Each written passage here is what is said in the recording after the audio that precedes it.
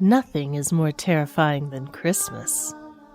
For Samantha, this darkest time of year brings objects moving on their own, phantoms banging on the walls, and a particular Christmas doll that wreaks havoc untold. Why is this time of year more scary than merry for Samantha? Maybe you can decipher the mystery today on Homespun Hates.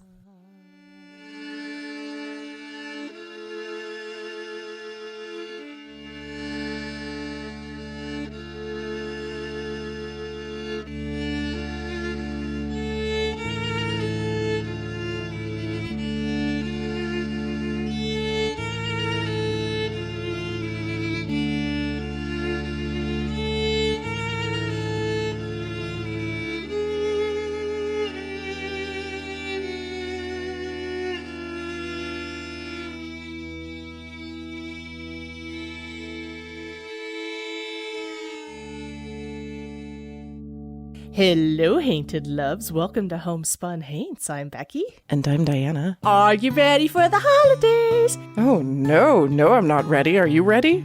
Today is Hanukkah. Hanukkah is a nighttime event, isn't it? Everything we do on this show is a nighttime event.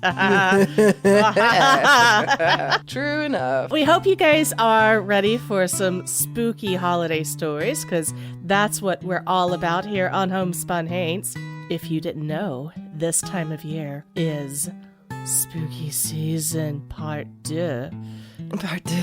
Is that how you pronounce deux? I don't know. Today, we are bringing you some very, very true spooky Christmas stories from our guest, Samantha. Samantha reached out to us with a slew of stories, actually back in the summer, I believe it was. And Diana and I were like, oh, we've got to save this. We've got to save this and give it to you right now, because these stories are terrifying and they all happened to her around Christmas. So this is not folktales. This is real stories coming from a person just like you or me and what she experienced around Christmas time. We'll let you decide if you can figure out what's causing these things. We think we know. We do, yeah. But we would love to have your opinions. Before we bring on Samantha, Diana, I do have a story to tell you. Oh no, what this time? When you have children, you always have stories, right? If anybody listening to this episode lives in my neighborhood and you're wondering why the school bus didn't come on Monday, yeah, it's my fault.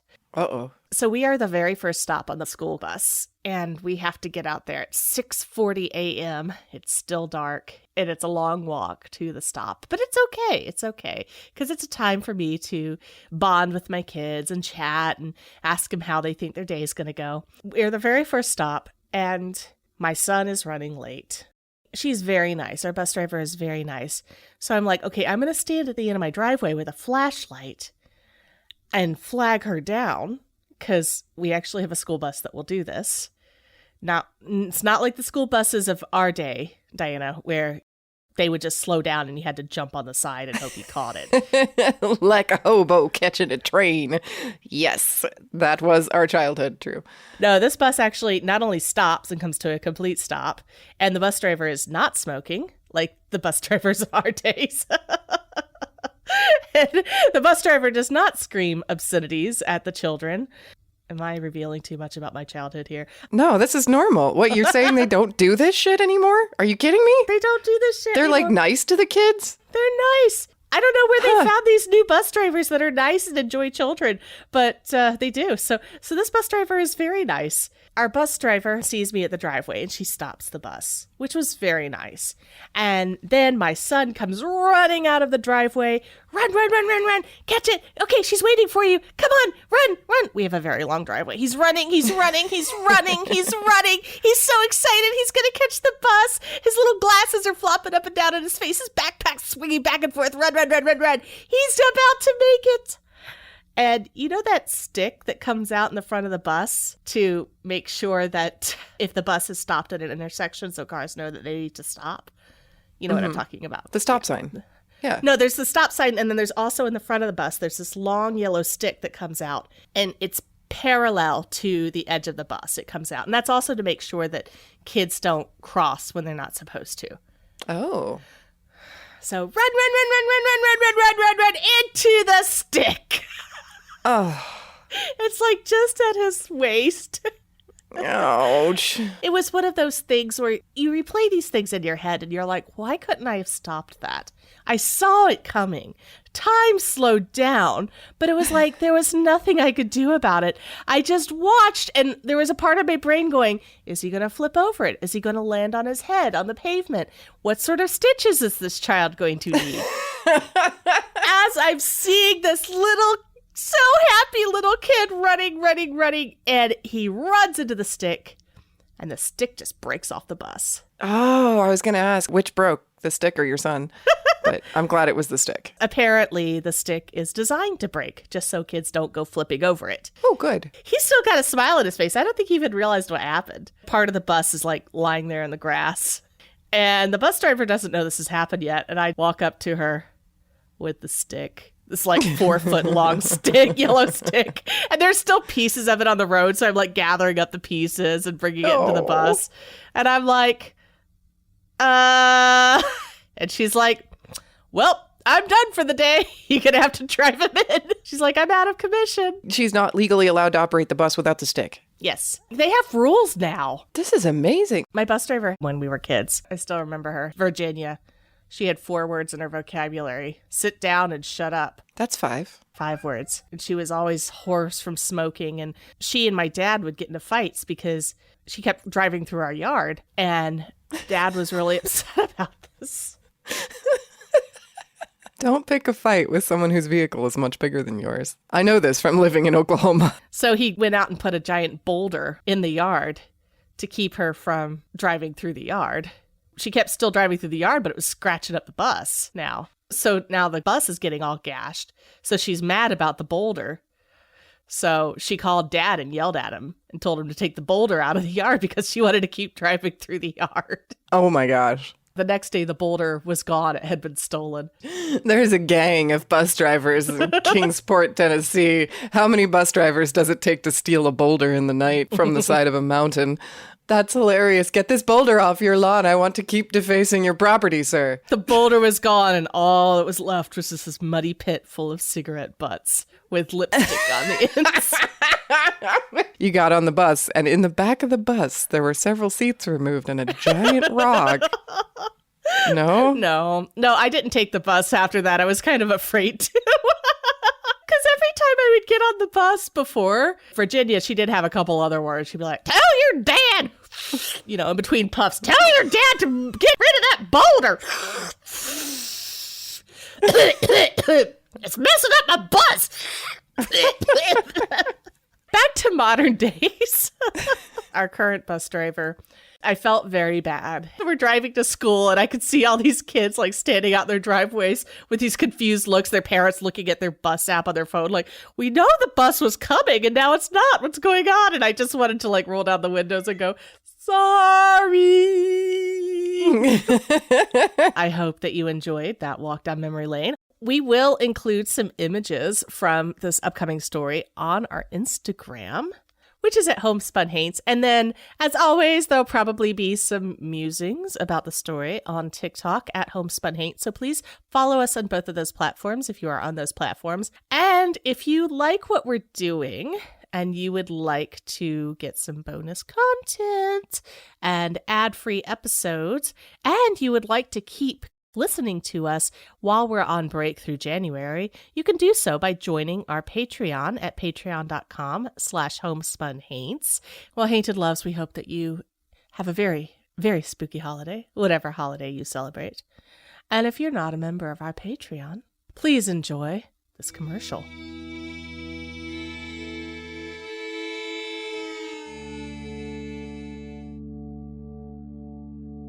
We've been talking a lot lately about how we're more afraid of true crime than we are the paranormal. And that's one of the reasons we like P&W Haunts and Homicides podcast so much, is because they give us our little creepy, spooky appetizer with their ghost stories, but then also delve into the truly horrifying true crime genre at the same episode. So if you haven't already checked them out, strongly recommend. They are hilarious, high energy, fun time for all. For example, here's a clip from one of their episodes. During the day, this park is bustling with all of the park type people, you know, joggers, stroller pushers, dog walkers, picnickers, frisbee throwers, you know the type. Oh, joggers. Ew, what are they doing? But at night, things shift from a lively atmosphere to a deadly one. Oh, I don't like it. Legend has it that one night a woman was walking through the park at midnight. Now, I know what you're thinking. No, it's not Cinderella. This woman had both of her shoes and clearly no fairy godmother there to protect her. Okay, well, that was not at all where my head went. Okay. So she comes across another woman walking in the park. As the first woman scanned the other from top to bottom, as you do, she noticed she was wearing a white dress, probably a pretty odd choice of outfit for a nighttime stroll. Yeah. Yeah, I don't know about that. But as she continued her gaze down, she realized something even more strange. The woman had no legs. I was just picturing no feet. I don't know why. No legs. No legs at all. Oh. She was just a floating torso. Okay. With arms and a head. In a white dress. That's a real choice. Hey, creepy people. This is P&W Haunts and Homicides. I'm Caitlin. And I'm Cassie. Together, we explore stories of the paranormal and true crime throughout the Pacific Northwest. We're just two normal-ish friends who wanted more creepy local stories. Our episodes start with a tarot reading to help us gain some insight on each topic as we share the facts of the case and our interpretations. Come join us. We've got plenty of wine, laughs, and stories to share. You can find our episodes featuring true stories from infamous as well as lesser-known true crime cases, like the murders in Tunnel 13 and Forest Park. As well as our spooky stories from Pike Place and the Oregon Vortex on Apple Podcasts, Spotify, Amazon Music, Stitcher, and many more. For all of you that are listening, if you have any true crime or paranormal stories that you want us to share, email us at pnwhauntsandhomicides@gmail.com. Have a creepy ass day.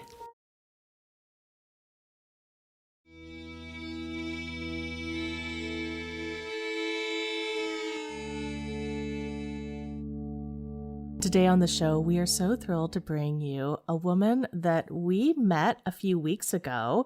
Her name is Samantha. She is a tutor and a new mom who is haunted, and she has been for a very, very long time. So, Samantha, thank you so much for coming on the show. We're thrilled that you were able to take some time out of your busy morning and talk to us. Thank you for having me here. I understand that the first incident that you really, really experienced something terrifying was when you were 4.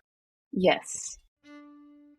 When I was 4, we moved from Galveston, which is where I was born, up to the Texas Panhandle, which is where my mom's parents lived. They had this house in Sunday Canyon, is what it was called, but it was overlooking the edge of Paladar Canyon, just kind of like out in the middle of nowhere. You're looking over the edge of this precipice. Without the ghosts, it's already spooky Right. out there. I was 4, and we moved up there, and just weird things kind of happened in that house. I remember waking up from a nap when I was little, and I went downstairs to find my parents, and I heard voices coming from the garage. Like, there were these like really deep voices that I didn't really recognize. And so I was curious, of course. I went up to the wrought iron door that led out to the garage, you know, those old doors with the screens. I peeked through, and the voices just stopped, and the garage was empty. I turned around and I looked out the windows that looked out into the backyard, and my parents were standing out there, and there was nobody else in the house. In that same house, it was Christmas time.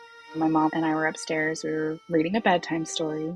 She had her back facing my room, and she was looking at me and reading the story, and we heard the sound of a cat purring. My mom just ignored it because we have a cat. And I was like, Mom, what's that noise? And she was like, oh, don't worry. That's just our cat, Misty. And I was like, Misty's at the vet? And her eyes just like widened with terror. She's like, just that dawning realization, like, oh shit, that look on her face. And she slowly turned around. She turned, and when she did, it unobscured my view of the room, and I could see all my toys in the corner. There were these cat dolls back in the 90s that you shook them and they had like ball bearings or something in the stomach and they sounded like they purred.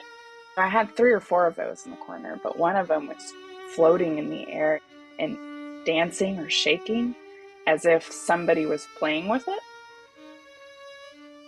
We were just frozen there for a minute, just terrified. And we heard my dad scream from downstairs. And I guess it kind of like shook us out of this like thing. And my mom just like scooped me out of bed, and we ran out the door and down the stairs. As we're coming down the stairs, my dad's still screaming. We see wrapping paper shooting across the room. And my dad's like, the wrapping paper just like lifted off the table and shot across the room. Like, I don't know what's happening. And so we just left. You left like forever or just for the day? Yeah, like we got in the car and we went, it was nighttime. We went and got a hotel. Shortly after that, we got all our stuff. My parents bought a trailer house. We moved out to our family farm. Like, we were done. Whoa. This is your grandparents' house. They owned it, but nobody lived there at the moment. It was just vacant. We moved in to have a place to stay. We're like, not worth it. I talked to my mom about it last year when we were on our girls' trip. I was like, hey, do you remember? And she was like, I do remember. And she told me like the story. And I was like, yeah, that pretty much lines up. So your parents were obviously quite freaked out by this wrapping paper flying across the house and the kitty kitten or whatever it was with the rattly head floating around. Do you feel like this incident scared you as a child, or were you mostly just picking up on your parents being freaked out? I was probably just picking up on my parents being freaked out because the voices in the garage never really scared me. It was just strange. It wasn't like I felt afraid. Did anybody ever give you any satisfaction as to what was going on with that house? I wish I could talk to the new owners, but it's a gated community. I can't just walk up to the door and be like, hey, anything weird happen? Darn it. Why is that not more culturally accepted? Right. I know. Right. So after you left this house, you moved into a new one. You had an incident with a cassette tape. I listened to these bedtime stories. It was Sherry Lewis, and she would read. It was just her bedtime stories with Lamb Chop. Every night, same cassette. I would play it and go to sleep. Well, I was just on the precipice of sleep when the tape started to play wrong. Like if you slow a record down and it's like, whoa, whoa, whoa, whoa, whoa. So it started doing that. And I don't even know if that's possible with a cassette tape, but it started making noises like that. I was scared because I think I was closer to 8 at this point. And then all of a sudden, the cassette player just flew off my bedside table and landed on the floor. And when it did, it started playing correctly. I don't know exactly what happened or why it wasn't working, but my grandfather had just passed away. I told myself that it was him fixing my stereo so I could go back to sleep. I'm not really sure. That's just what I told myself so I could go to sleep. Was Grandpa the kind of guy who would just bang things until they started working again? Yeah. Let's just try throwing it on the floor. Yep, that worked. Yeah. But it propelled itself onto the floor. You didn't knock it over. Yes. It was on my bedside table, way over there. Like I was probably 3 or 4 feet away from it when it happened. Then there was another story, and these all seem to happen around Christmas, which I know we're going to talk about in a little bit, but you had a story with a doppelganger. That was probably one of the scariest things that's ever happened to me. We still owned our house in Galveston, and we would rent it out for vacation rentals and stuff. But whenever we wanted to stay there, we would go back. So it was Christmas time. We went to spend 2 weeks there, and I was sleeping in my old room, and I had just woken up for the day, and I didn't have my glasses on yet. So I looked at my doorway, and I saw my mom standing there. And I was like, "Good morning, how are you?" And she didn't say anything. And I was like, "That's weird." She was standing there in her nightgown that she always wore. It was this ratty old t-shirt that had a harbor seal on it from the Baltimore Aquarium that she'd had forever. And so like I knew that outfit, and I was like, that her hair, her everything, that was her, even though she was blurry. I was like, that's my mom. I was like, well, that's weird, she's not saying anything. So I turned and I put my glasses on off the table next to the bed. I looked back at her. She's still standing there, but she's got this evil look on her face. I can't describe it any other way. She just, like, she wanted to kill me. It was the most awful look I could imagine on the face of my mom. I stared at her. I was like, are you okay? What's wrong? She didn't say anything, just silent, just stared at me. And then I saw my mom walk by behind whatever this thing was. And she was carrying a laundry basket. She just went by. She didn't see anything. Whatever was happening was not visible to her. And as soon as she walked by, it just kind of dissipated. It was gone. And I just laid there in bed, frozen for a long time. I bet. How old were you? I was probably 8 or 9. Terrifying. Did you tell your mom about it? Recently. I kept that to myself for a long time. What was her take on it? She was upset that whatever it was would choose her form. And I think part of her thought maybe I was imagining it. And so she was taking it personally. If it was taking her form, it was probably because it wanted to feed on your vulnerabilities. When your guard is going to be down, right? Because it's your mom. Yeah. That's terrifying. In your wildest imagination, what do you speculate it could have been? I have no idea. I wish I did. But it seems like everywhere I've lived, there's been activity of some sort. And part of me just wonders if there's something that's been following me around for years. What or why? I don't really have a good guess. Even now, in your current house, you're having things happen. So it started out pretty tame here. Just things going bump in the night, essentially. Sounds from the other room, things falling off walls, the shampoo bottles in the shower. Like, I hadn't even showered that day, and it was dry, and the bottles in the middle of the night just clattering on the floor. My husband was like, oh, well, it was wet. They probably slipped. I'm like, it wasn't wet, and they were not on the edge. They got knocked off onto the floor. One night, I just clicked off the light to go to sleep, and I heard the sound of glass tinkling. I shot up in bed. I was like, what was that? Because it came from our room. It was in the room with us. And I was like, did you hear that? My husband was like, yeah. Rolls back over. I'm like, fine, I'll deal with it. I turn the light back on and I start looking around the room and trying to figure out what's out of place. I go over to my dresser where I heard the sound. And I had this ornament, it's a glass ornament of a surgeonfish, like Dory from Finding Nemo. It was hanging by an unbent paperclip on a fishnet that was on my wall. I look down and the ornament is laying on my dresser, about a foot out from the wall. The paperclip is still attached. It's almost as if somebody had picked it up, lifted it off the net, and set it down on my dresser. And I cannot explain that to this day, how it got from there to there without breaking, and it doesn't roll. It's not a round object. Part of me was just really happy I had just turned off the light, because I don't think I could have handled seeing that just coming off the net and setting on the dresser. And this was also around Christmas, right? Yes, it was. I had just gotten that ornament for Christmas and hung it up on my fishnet.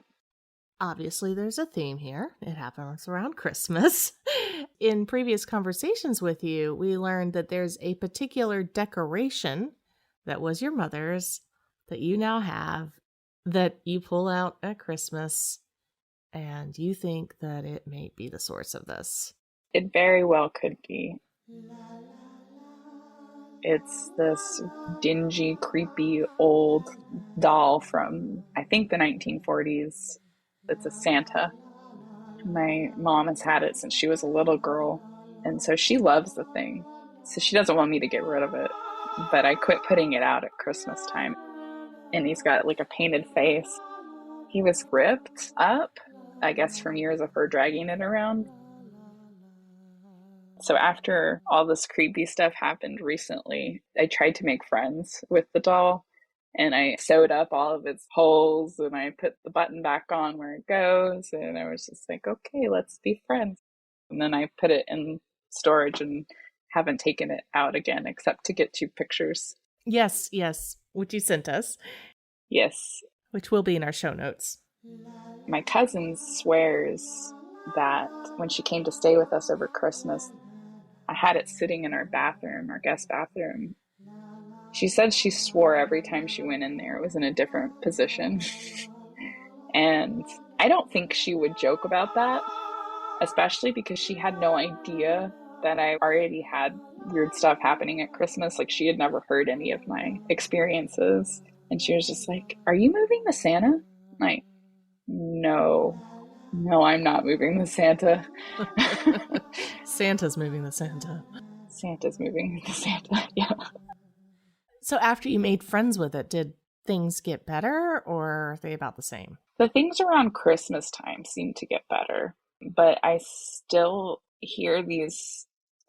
It almost sounds like somebody takes a baseball bat and smacks the wall behind my bed at night. It only happens at night, and it's always right around the time I want to go to sleep.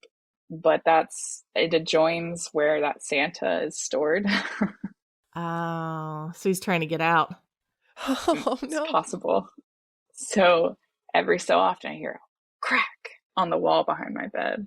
And this doesn't wake up your husband? No, he sleeps right through it. But I'm sitting there wide-eyed, like staring around, just terrified, waiting to calm and try to go to sleep. Sometimes it'll happen 2 or 3 times. I'll finally settle down, I'll have to like watch some TV on my phone or something, and I'm getting calm, and then it'll do it again. That's so frustrating, especially as a new mom. Like, sleep is precious. That little bastard is messing up like those few precious hours you have of sleep. Man, what a little dick.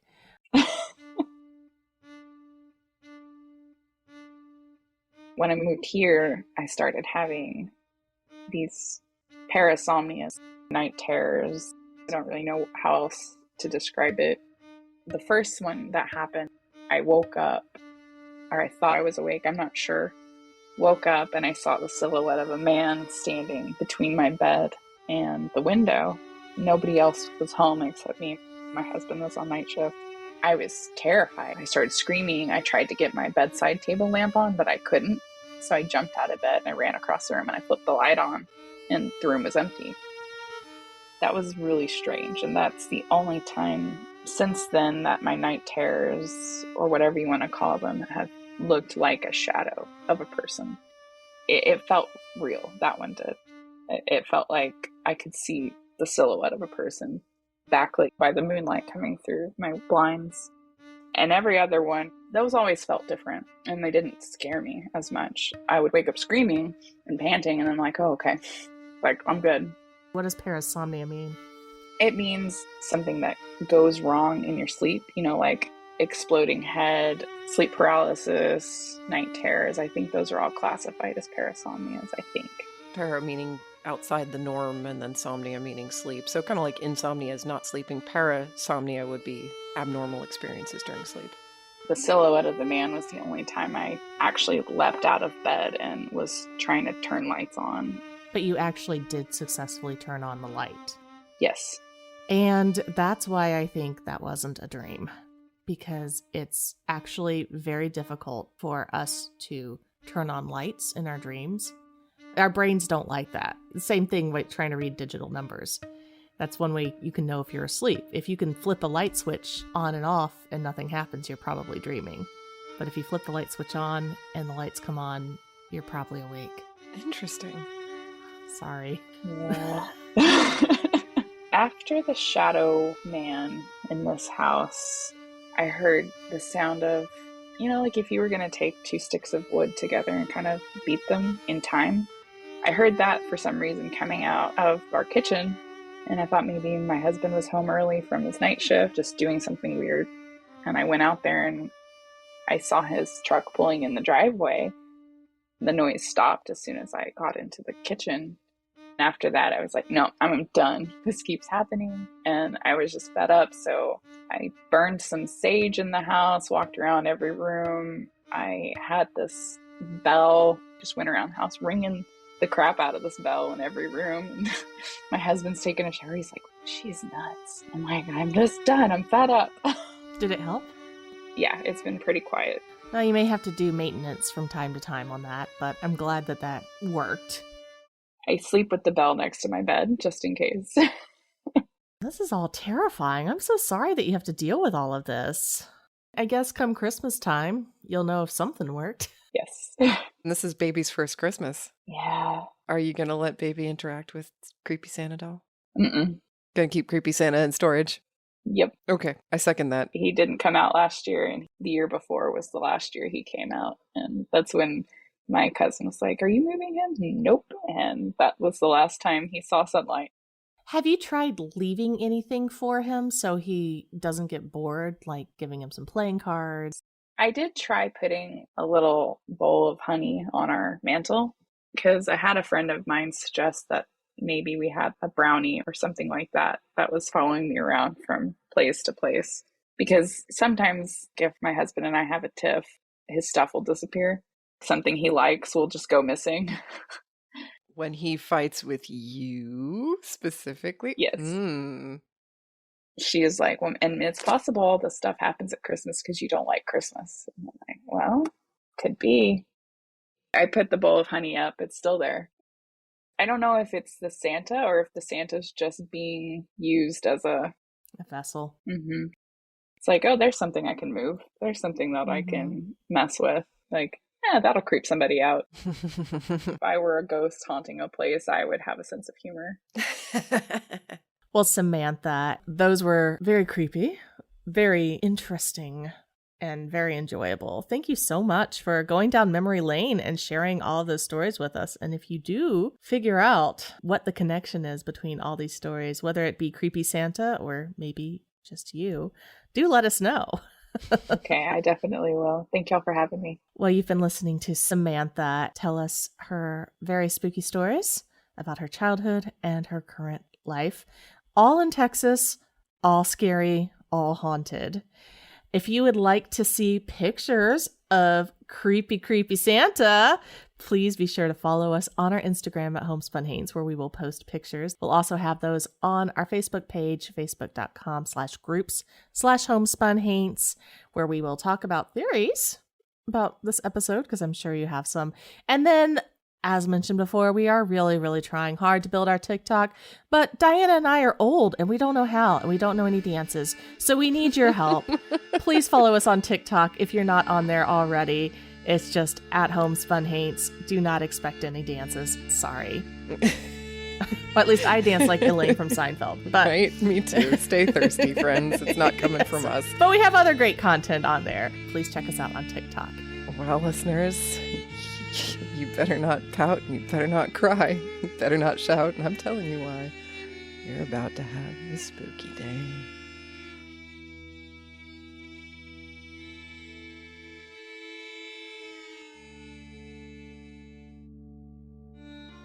Homespun Haints is hosted by Becky Kielimnik and Diana Doty, and produced by Homespun Haints Media LLC. Editing and music by Becky Kielimnik. Show notes by Diana Doty. If you have a ghost story and you'd like to be considered as a guest for this podcast, please visit our website at homespunhaints.com/submit.